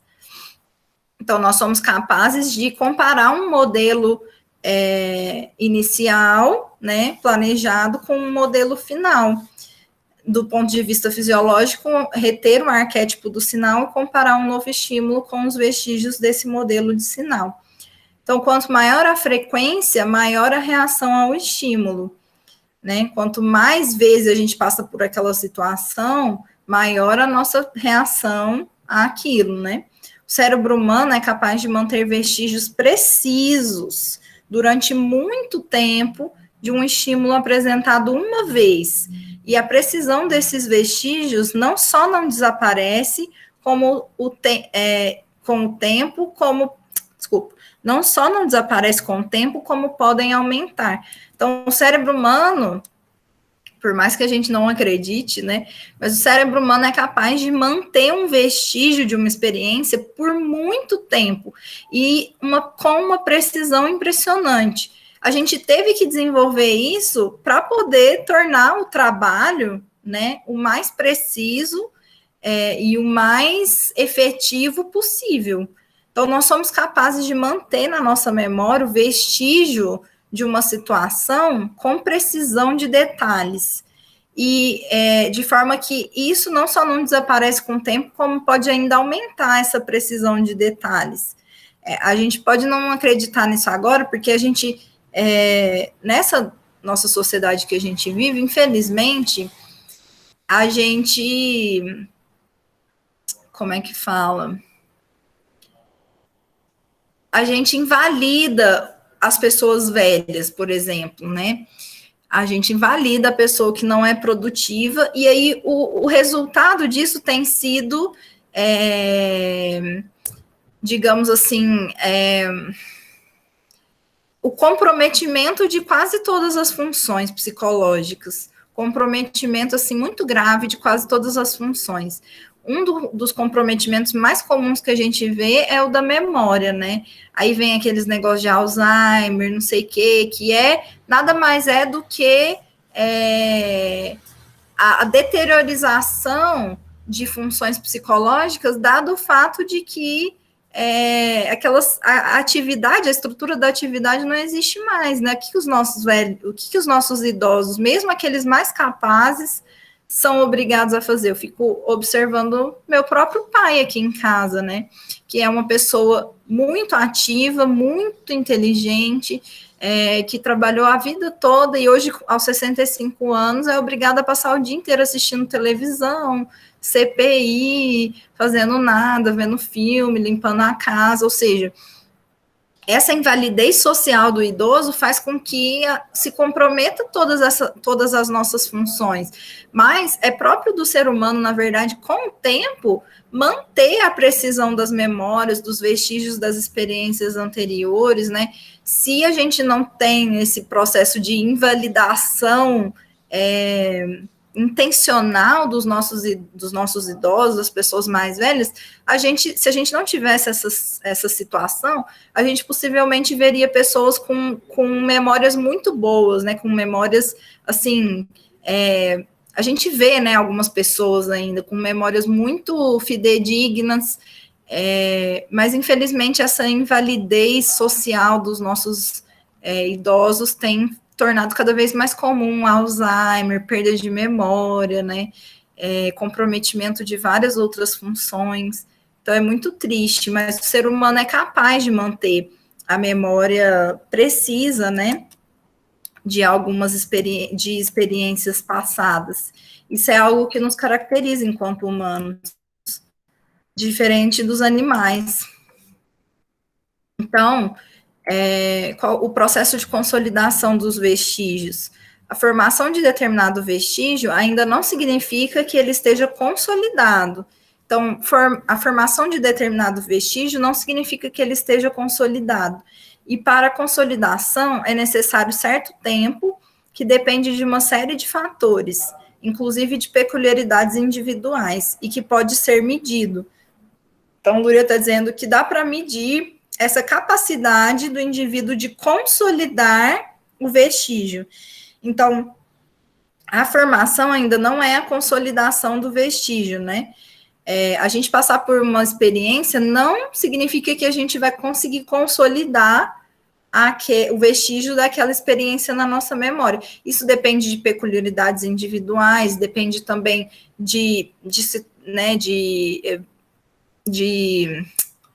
da situação externa também, mas o Luria está falando que isso dá para ser medido. A gente pode verificar dois tipos de memória, uma memória mais breve, que é o estágio em que os vestígios se formaram, mas ainda não se consolidaram, e uma memória longa, em que os vestígios não só se formaram, mas estão de tal forma consolidados que podem existir durante muito tempo e resistir aos efeitos destruidores das ações de fora. Então, tem muitas memórias longas que não importa o que aconteça, né? Não importa os efeitos destruidores do tempo, externos, aquela memória se mantém ao longo de muito tempo. Nós temos também os tipos de memórias, por exemplo, a memória de imagens sucessivas, que é a forma mais elementar da memória sensorial, que é aquela que nós encontramos nos animais, como eu falei para vocês, né? Tipo da memória eidética, por imagens. Então, as imagens sucessivas refletem, antes de tudo, os fenômenos de excitação que ocorrem na retina do olho. Então, por testes de sensação, a gente consegue perceber que a gente grava, né, mantém o vestígio dessa imagem por causa desse processo de excitação que ocorre na retina do olho. Então, constitui exemplo dos processos mais elementares de vestígio, que não podem ser regulados por esforço consciente. Então, esse tipo de memória eidética, por imagens sucessivas, não pode ser controlada por um esforço consciente. A imagem não pode ser nem prolongada ao bel prazer e nem repetida arbitrariamente. Então, diferente das imagens dos tipos superiores de memória, esse tipo de memória mais elementar, a gente não tem controle arbitrário dele, né? É algo que a gente não pode prolongar, não pode repetir, como acontece com outros tipos de memória. Então, é nisso que consiste a diferença entre as imagens sucessivas e os tipos mais complexos da memória. Então, o que caracteriza a diferença dessa memória eidética que existe nos animais e das memórias de tipo superior, verbal, que existe nos humanos? É a capacidade de controlá-las conscientemente, né? De submetê-las aos nossos esforços conscientes.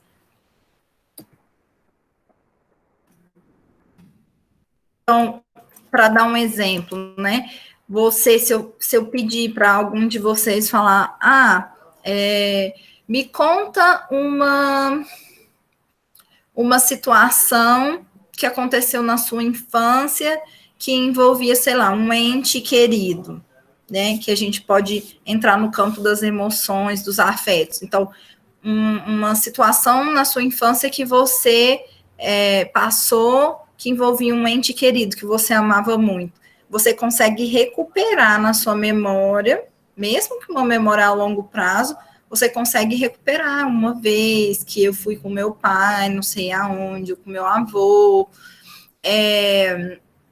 Então, a gente tem um controle consciente da nossa memória. A memória por imagens sucessivas, não. A gente não tem esse controle. No caso dos animais, menos ainda, né? Eles só lembram por imagens sucessivas. Nós temos as memórias por imagens diretas eidéticas. Em algumas pessoas, podemos observar imagens claras e precisas de um objeto mostrado ou quadros inteiros que se mantêm durante muito tempo após o desaparecimento dos objetos e dos quadros apresentados. Pode se manter pelo tempo necessário e pode ser reativada facilmente pelo sujeito. Então, nesse caso das memórias diretas e eidéticas nos humanos, né, é possível a gente verificar algumas pessoas, que são até algumas pessoas que chamam muita atenção pela capacidade de memorização, porque elas têm essa memória por imagens, mas que são controladas. Então, não é a mesma coisa das imagens sucessivas que nós falamos anteriormente. É uma memória que pode ser controlada, que pode ser suscitada, recuperada. Então, às vezes, tem algumas pessoas que, por exemplo, fica, sei lá, 5 minutos olhando para uma tela e depois podem reproduzir perfeitamente, com muita precisão, aquela tela. Ou números, né, sequência de números, sequência de cores, consegue lembrar daquilo e o recurso que se faz é a imagem, né? Então, é aquilo que a gente estava falando. Isso aí são pessoas, assim, que saem digamos, do padrão, né, de memória. São memórias, assim, que chamam bastante atenção, porque a pessoa, ela pode manter essa memória pelo tempo necessário, ela pode reativar essa memória, e os detalhes podem ser mantidos na memória por semanas, meses, até anos depois do primeiro teste. Então, fazendo o teste com essas pessoas, o Luria demonstrou que essas pessoas podiam manter essa sequência de números ou esses detalhes de uma tela, mesmo depois de muitos anos, ou semanas, meses e até anos após a primeira vez que viu, né? Então, são, assim, memórias realmente que chamam muita atenção, né? Aí, essas memórias diretas eidéticas, elas têm uma natureza mais complexa. Não são vestígios de excitações provocadas na retina do olho, como no caso das imagens sucessivas. As imagens eidéticas possuem mecanismos centrais. Então, eu acho que eu até falei errado. Na verdade, os animais, a memória é por imagens sucessivas e não por imagens eidéticas, né? Isso mesmo. As imagens eidéticas já são tipo complexo em relação às imagens sucessivas. Então, dos animais é só as imagens sucessivas, as eidéticas a gente não verifica, porque não verifica-se esse controle consciente da memória, né? Então, nos animais a gente não verifica um controle consciente da memória. No caso da imagem eidética, já é mais complexo que as imagens sucessivas, porque não são vestígios de excitações provocadas na retina do olho.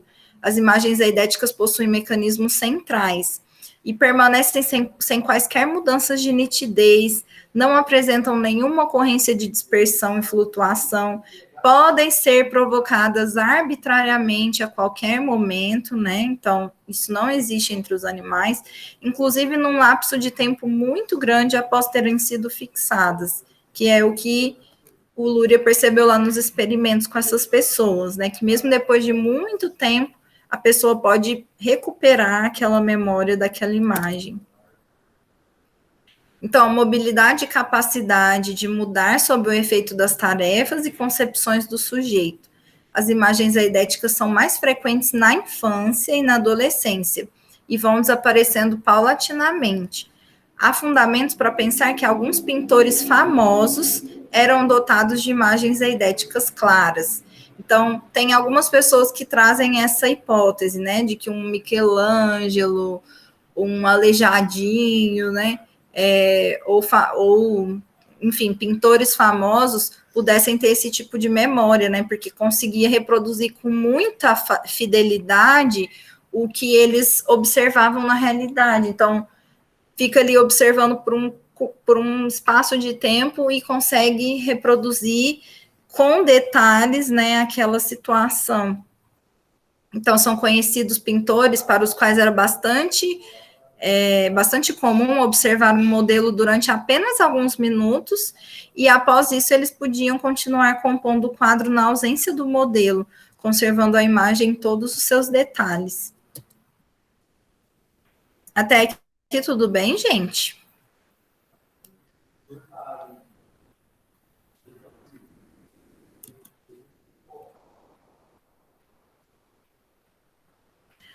Então, nós temos a memória também por imagens da representação. Dizemos que vemos a imagem de uma árvore e um limão, de um cão. Né? Então, quando nós dizemos que estamos vendo a imagem de uma árvore, de um limão, de um cão, isso significa que nossa experiência anterior deixou em nós vestígios dessas imagens, razão porque a existência das representações é considerada a forma mais importante de memória. Então, quando a gente fala, eu vi uma árvore, nós estamos falando, através da nossa fala, através da linguagem, nós estamos representando aquela imagem. Veja, então, como as imagens de representação, elas são como se fossem a amplificação da nossa capacidade de memória. Porque a memória anterior, né, de diretas eidéticas, é aquela que a gente consegue olhar a situação e reproduzir aqui na hora com um monte de detalhes. Mas no caso das imagens de representação, nós conseguimos representar pela linguagem aquilo que nós passamos, aquela experiência anterior. Então, é a memória significada, ou seja, é a memória através da qual nós utilizamos o signo, a representação. A representação, nesse caso, é a linguagem. Através da linguagem, nós representamos, exatamente isso, representamos aquela situação, razão pela qual nós podemos amplificar de forma enormemente a nossa memória. Então, isso significa que a nossa experiência anterior deixou em nós... Imagens de representação são mais ricas que as imagens diretas e eidéticas. Sempre engloba a elaboração intelectual da impressão do objeto, a discriminação dos traços mais substanciosos deste e sua inclusão em determinada categoria. Então, veja, diferente da imagem eidética, a memória por representação, ou seja, a memória verbal, que nós utilizamos o signo, a gente passa por um processo intelectual muito maior, que não é apenas a reprodução daquela imagem, né? Mas nós discriminamos, nós elaboramos intelectualmente a impressão desse objeto, nós discriminamos os traços mais importantes do objeto, e nós incluímos esse objeto em determinada categoria. Então, quando eu falo, quando eu era criança, eu vi uma laranjeira. Então, a percepção daquela árvore, eu discrimino os traços mais importantes. Então, não era qualquer árvore, era uma árvore que dava laranja, né, uma laranjeira. Eu coloco essa árvore numa categoria laranjeiras. Então, é todo um processo intelectivo muito mais complexo do que aquela imagem daquela memória por imagens diretas e eidéticas. Vocês estão conseguindo entender, gente, essa questão da memória por representação, memória verbal? Tá aqui tudo bem? Que aqui eu acho que quando fica um pouco mais complexo, porque é o tipo de memória superior, né, mais especificamente humana e, portanto, mais complexa. Então, ao provocarmos a imagem da árvore, não costumamos provocar a imagem de uma árvore determinada, mas operamos com uma imagem generalizada de árvore. Então, se eu falar, nesse caso do exemplo da laranjeira, eu falei de uma árvore específica, né? Mas se eu falar assim, eu vi uma árvore, quando eu falo eu vi uma árvore, você não necessariamente recupera na sua mente a imagem de uma árvore específica. Você recupera na sua mente essa representação geral de árvore, que pode incluir qualquer árvore. É uma imagem generalizada de árvore. Então, eu falo, gente, pensa numa árvore. Muito provavelmente você pensa numa árvore genérica, numa árvore que não é uma laranjeira, uma cerejeira, você pensa na imagem genérica de árvore, né? Então, esse processo de categorização, de generalização, são instrumentos do pensamento e que estão implicados nessa forma mais complexa da memória, que é a memória por imagens de representação, a memória verbal. Então, a imagem de representação não é uma marca passiva da nossa percepção visual, mas o resultado de sua análise e síntese. Então, a gente analisa, a gente faz um processo de síntese da abstração e generalização. Em outros termos, é o resultado de uma codificação percebidas como um certo sistema. Então, essa memória verbal, ela passa por processo de análise, síntese, abstração, generalização, que são todos instrumentos, digamos assim, do pensamento. Então, o pensamento está implicado diretamente nesse tipo de memória verbal. É por isso que é uma memória que só é encontrada entre os seres humanos, né? A gente não verifica esse tipo de memória entre os animais. Então, na imagem de representação, nossa memória não conserva passivamente a marca do percebido. Mas faz com este um trabalho profundo, reunindo toda uma série de impressões, analisando o conteúdo do objeto, generalizando essas impressões e unificando a própria experiência direta com os conhecimentos do objeto. Então, quando eu falo, gente, pensa, né, invoque aí a imagem de uma árvore. Você faz uma análise, que é a árvore, uma síntese dessa árvore, você analisa o conteúdo do objeto árvore, você generaliza, né, num tipo genérico de árvore, e, além disso, você retoma todos os seus conhecimentos sobre o que é árvore, o que é planta, né, como que tem numa árvore? Tronco, copo, o que caracteriza? Quais são os traços principais que caracterizam uma árvore? Qual a categoria que entra a árvore? Tudo isso para você evocar essa memória de uma árvore. Então, tem todo um processo de pensamento, né, que está incluído nesse seu evocar uma memória de uma árvore. Por isso que não é um processo passivo, né? A memória não é um processo passivo, é simplesmente eu evoco uma memória passivamente, né? Um vestígio de algo pelo qual eu passei. Não, é um processo ativo que envolve aspectos do pensamento. Quando nós estamos falando desse tipo de memória mais complexa, que é a memória verbal. Então, é produto de uma atividade imensamente mais complexa e uma formação psicológica mais complexa do que a imagem sucessiva ou a imagem eidética. Essa complexidade se observa tanto na identificação do objeto quanto na conservação das imagens.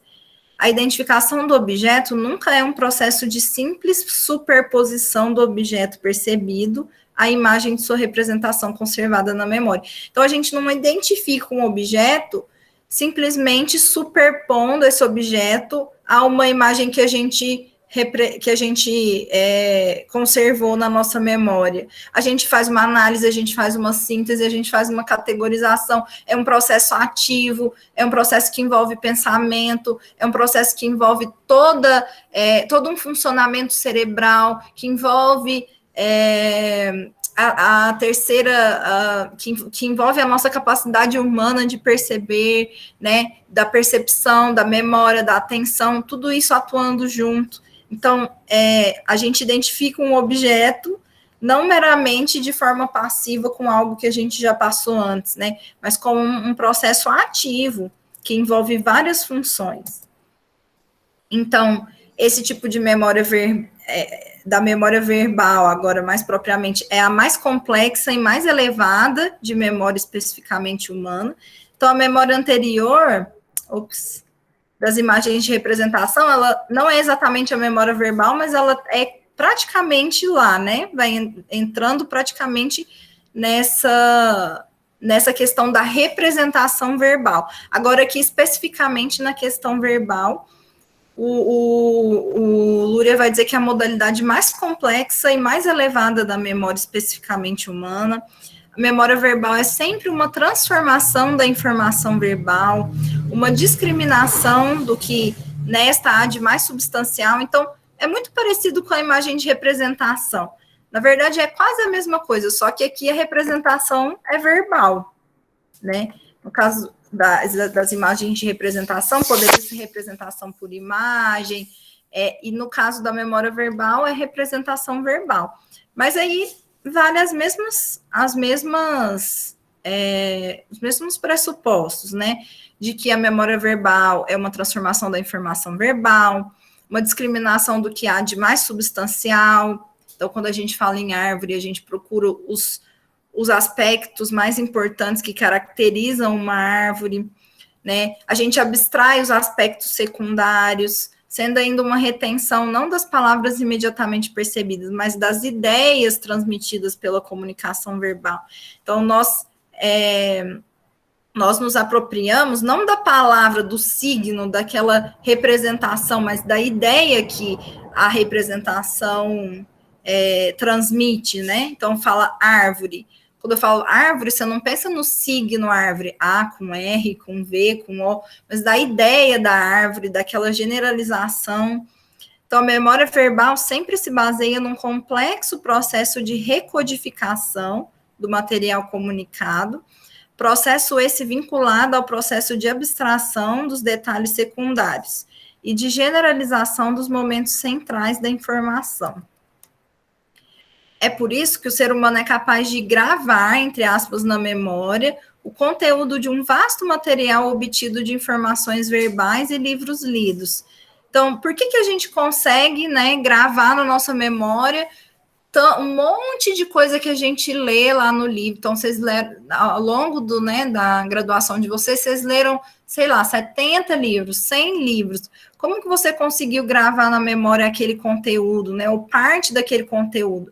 Porque você não grava na sua memória lá os signos, as palavrinhas separadas, você grava na sua memória justamente as ideias, né? A ideia que estava contida ali.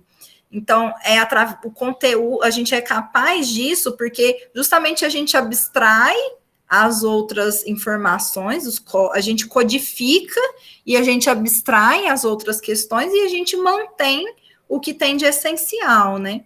Por isso que a gente consegue, digamos, memorizar tantos livros, tantos conteúdos, porque a gente sendo ao mesmo tempo, a gente é absolutamente incapaz de conservar na memória o conteúdo literal. Você não é capaz de reescrever o livro exatamente como você leu ele lá, mas você consegue lembrar do que tem de essencial, né, dentro desse conteúdo. Não rara, a memória verbal é denominada associativa ou lógica. Isso se deve a que as palavras nunca provocam em nós reações isoladas, mas cadeias e matrizes inteiras de elementos associativos ou logicamente conexos. Então, é isso, né? A gente memoriza o conteúdo de um texto, de um livro, não o conteúdo literal, quais palavras, em qual ordem estava sendo falado, mas a gente associa, né?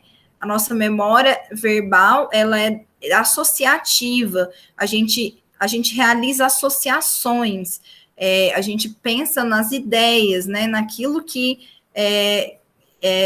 vão ser matrizes inteiras de elementos associativos e, logicamente, conexos. Então, então aí na próxima aula, gente, nós vamos trabalhar, se eu não me engano, justamente a função do pensamento, que é o que a gente começou a tratar aqui, né? Então, esse tipo de atenção mais especificamente humana, tanto a atenção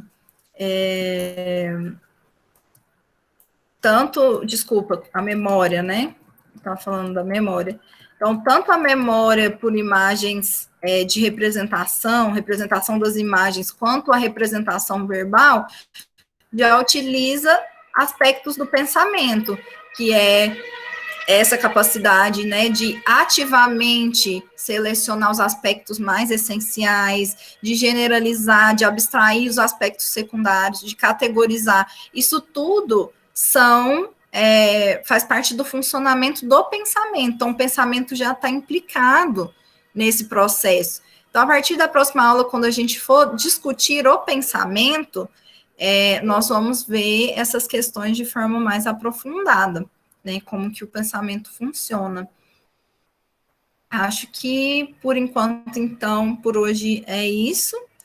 Se vocês têm alguma pergunta, colocação, vou pedir para vocês darem uma lida, se for possível, se não tiver muito, né?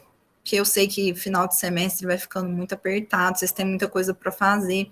Mas se vocês puderem dar uma lida lá no capítulo sobre o pensamento, para vocês darem uma olhada, né? Que é onde o Luria vai explicar bem certinho, né? Quais são os processos do pensamento, está tudo disponível para vocês. E aí, na próxima aula, a gente vai trabalhar esse capítulo do pensamento, tudo bem?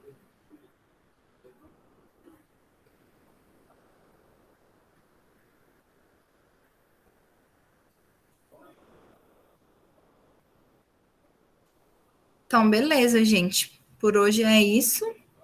Por hoje é só. Tenha um bom descanso, um bom final de noite. Um bom restinho aí de semana, metade da semana, e a gente se vê na semana que vem.